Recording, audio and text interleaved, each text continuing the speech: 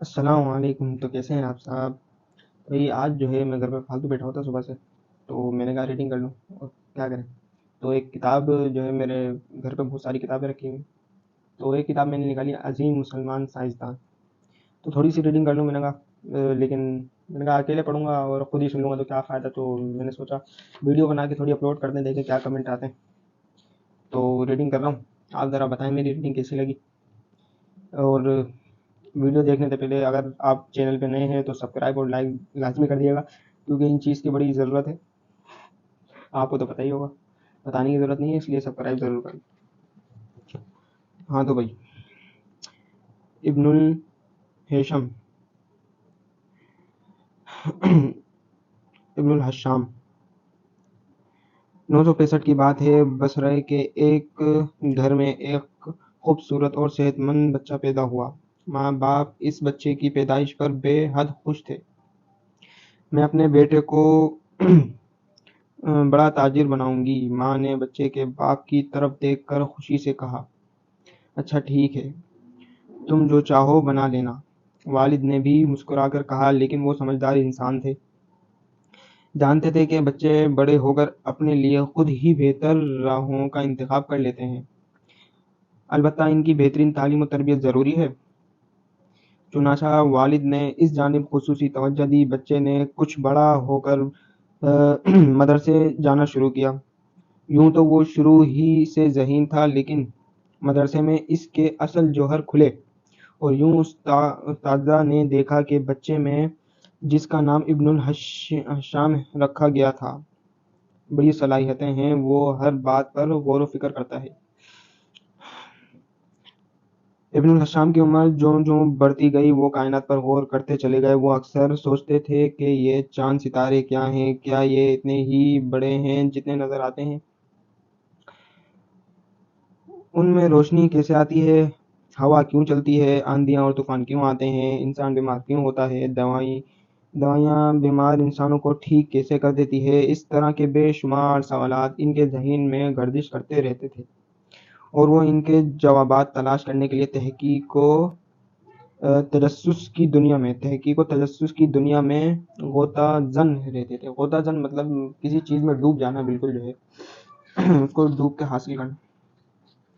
جب انہوں نے اپنی نصابی تعلیم مکمل کر لی اور عملی دنیا میں قدم رکھا تو اس وقت تک وہ طب، فلسفہ اور ریاضی میں کمال حاصل کر چکے تھے.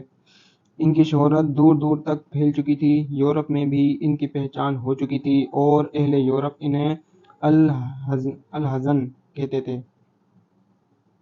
ایک مرتبہ وہ اپنی تجربہ گاہ میں تجربات کر رہے تھے کہ انہوں نے روشن دان میں سے آتی ہوئی روشنی کے لکیر کو دیکھا، اور اس کی وجہ سے دیوار پر روشنی اور کچھ چیزوں کا عکس پڑ رہا تھا. انہوں نے اس پر غور و فکر کیا، اور یوں کیمرہ مظلمہ یعنی کیمرہ obscura بنایا. اس اصول کے تحت آج بھی دنیا بھر میں استعمال ہونے والے کیمرے بنائے جاتے ہیں. اس کیمرے کے بارے میں تحریر ہمیں کتاب مقالہ فی صدرۃ التصوف میں ملتی ہے. فی صدرۃ التصوف ایک کتاب ہے بھائی، تو جس کو پتہ ہے وہ جا کے پڑھ سکتے ہیں. انہوں نے علم و حیات اور بنیادی سائنس پر تحقیقات کی. ریاضی اور طبیعیات میں بہت کام کیا. اس کے علاوہ انہوں نے پرنور اجسام اور بے نور اجسام کے متعلق کافی تحقیق کام کیا. انہوں نے ستاروں اور سیاروں پر تحقیق کی اور یہ معلوم کیا کہ سورج اور اس جیسے کئی ستارے خود روشنی دیتے ہیں، جبکہ چاند اور اس جیسے کئی ستارے اور سیارے دوسرے ستاروں سے روشنی حاصل کرتے ہیں. ابن الحشم جتنی تحقیقات کرتے جاتے تھے انہیں کتابی صورت میں لے آتے تھے. یوں ان کی کتب کی تعداد 200 تک ہے. ان کی جو کتاب کی تعداد جو ہے نا وہ 200 تک ہو چکی ہے. انہوں نے بصریات پر بہت کام کیا اور اس حوالے سے بھی دیگر بہت سے کام کیے. انسان آنکھ کے افعال پر انہوں نے خاصی تحقیق کر کے اس کے کام کرنے کا طریقہ معلوم کیا۔ اس حوالے سے انہیں بابائے بصریات کا خطاب دیا گیا۔ ان کے بصریات کی تحقیقات سے یورپی سائنس دانوں راجر بیکن اور کیپلر نے بڑی رہنمائی حاصل کی۔ گلیلیو نامی سائنسدان نے سب سے پہلے دوربین بنائی، لیکن اس نے بھی ابن الہشام کی بصریات کے کام کو مد نظر رکھ کر یہ کام انجام دیا تھا۔ ابن الہشام چونکہ تحقیقی کاموں میں رات دن لگے رہتے تھے، ایسے کاموں کے لیے یکسوئی ضروری ہوتی ہے۔ اگر یہ کام وقفوں کے ساتھ کیے جائیں تو ان کا تسلسل ٹوٹ جاتا ہے اور صحیح نتائج حاصل نہیں ہوتے، لہذا ابن الہشام مسلسل تحقیق اور غور و فکر کرتے تھے۔ یوں انہیں دولت کمانے کا موقع نہیں ملتا تھا۔ انہیں دولت کمانے سے کوئی دلچسپی بھی نہیں تھی، البتہ روزمرہ اخراجات کے لیے رقم درکار ہوتی تھی، جس کے لیے وہ سال میں ایک مرتبہ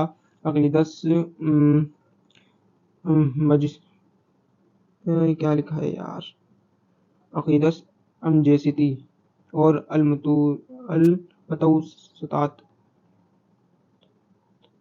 کو نقل کرتے اور ان کتب کو فروخت کرتے تھے۔ اس کے عوض انہیں 150 دینار ملتے تھے، جس سے وہ اپنے اخراجات پورے کرتے تھے۔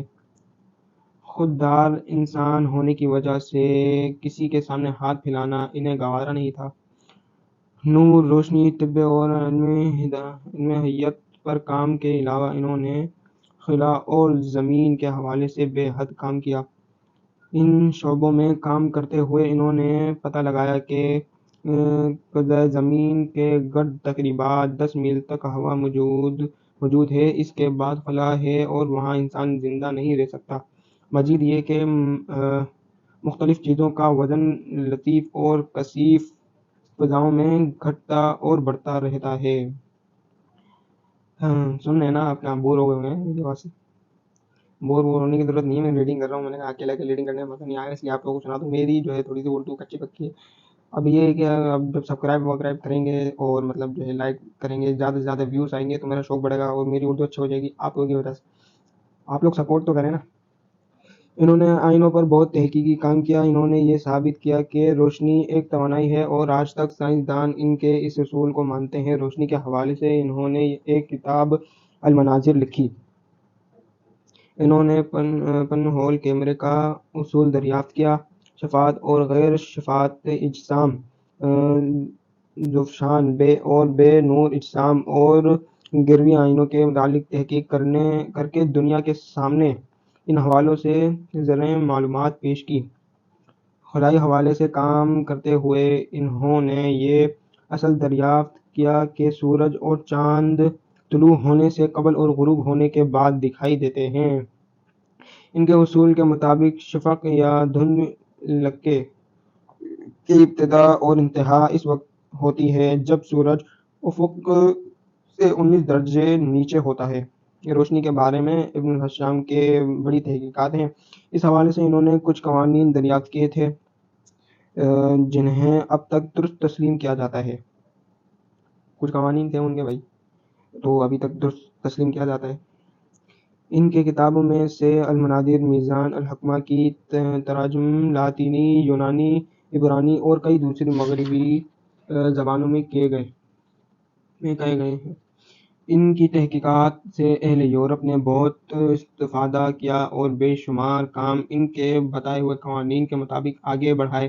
ابن الہشام کو یہ اعزاز حاصل ہے کہ وہ پہلے مسلمان سائنسدان ہیں کہ جنہوں نے شیشوں، آئینوں اور پانی سے گزرتے وقت روشنی کے انعطاف پر کافی تحقیقات کی۔ انہوں نے یہ بھی ثابت کیا کہ انسانی آنکھ میں ایک پردہ جو دیکھنے کی اصل جگہ ہے۔ انہوں نے ثابت کیا کہ آنکھ کا عرصہ ہماری آنکھ کی پتلی پر سامنے موجود چیز کا عکس بناتا ہے اور پھر یہ عکس مختلف مراحل سے گزر کر اندر پردہ چشم پر پڑتا ہے اور یوں انسانی آنکھ وہ چیز دیکھ سکتی ہے۔ ابن الہشام نے سیاحت اور موسیقی پر بھی بہت کام کیا۔ وہ مسلمانوں کے قابل فخر سائنسدان تھے۔ ان کا انتقال 1043 میں قاہرہ میں ہوا۔ ان کی تحقیقات سے اہل یورپ نے خوب فائدہ اٹھا کر کئی ایجادات کی۔ ابن حشام کا نام ان کے کام کے حوالے سے ہمیشہ سنہری حروف سے لکھا جائے گا۔ تو بھائی اب آپ لوگ بتائیں ذرا تو ریڈنگ آج کی کیسی لگی، سبسکرائب اور لائک لازمی کریے گا۔ تو ایک جو ہے چھوٹی سی ہم نے وہ پڑھی ہے ان کی کہانی تو بہت لمبی ہے، ہم نے تو مطلب مختلف انداز میں تھوڑی سی پڑھی۔ سبسکرائب لازمی کریے گا۔